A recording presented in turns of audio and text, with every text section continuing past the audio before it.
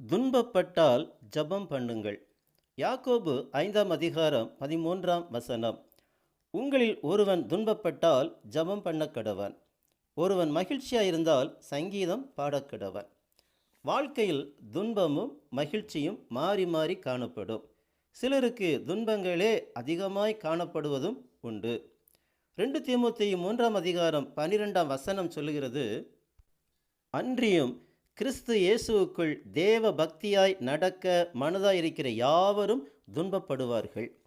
எதற்கெல்லாம் துன்பப்படலாம் என்பதை இயேசு கிறிஸ்து மத்தேயு 5ஆம் அதிகாரத்தில் 10 மற்றும் 11ஆம் வசனங்களில் சொல்லுகிறதை வாசிப்போம்.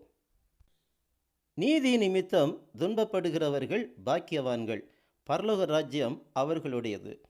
என் நிமித்தம் உங்களை நிந்தித்து துன்பப்படுத்தி பலவித தீமையான மொழிகளையும் உங்கள் பேரில் பொய்யாய் சொல்வார்களானால் பாக்கியவான்களாயிருப்பீர்கள்.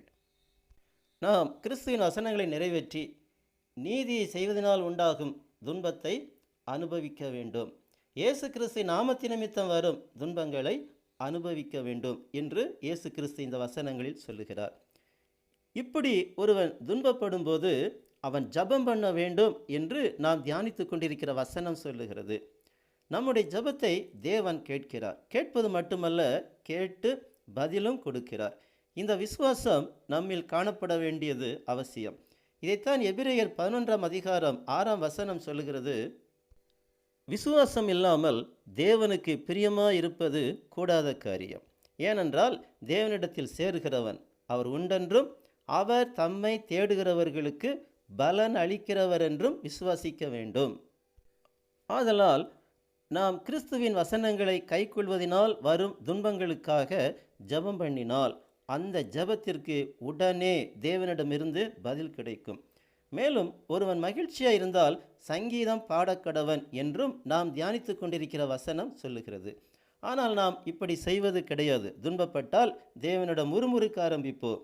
மகிழ்ச்சியான சூழ்நிலைகள் உண்டாகும்போது தேவனை துதித்து பாடி அவரை மகிமைப்படுத்துவதற்கு பதிலாக உலக காரியங்களில் மகிழ்ச்சியை மேலும் அனுபவிக்க மூழ்கிவிடுவோம். இந்த நிலை நம்மிடம் மாற வேண்டும். எப்படி துன்பமும் மகிழ்ச்சியும் நம்முடைய வாழ்க்கையில் மாறி மாறி காணப்படுகிறதோ அப்படியே ஜெபமும் பாடலும் பாடி துதிப்பதும் நம்முடைய ஆவிக்குரிய ஜீவியத்தில் மாறி மாறி காணப்பட வேண்டும். அப்பொழுது துன்பத்தையும் மகிழ்ச்சியையும் சமமாக பாவிக்கும் நிலை நம்மில் உருவாகும். இதைத்தான் அப்போஸ்தலனாகிய பவுல், நான் எந்த நிலைமையில் இருந்தாலும் மனரம்மியமாக இருக்க கற்றுக்கொண்டேன் என்று பிலிப்பியர் 4ஆம் அதிகாரம் 11ஆம் வசனத்தில் சொல்லுகிறார். கர்த்தராகிய இயேசு கிறிஸ்துவின் நாமம் மகிமைப்படுவதாக. ஆமேன்.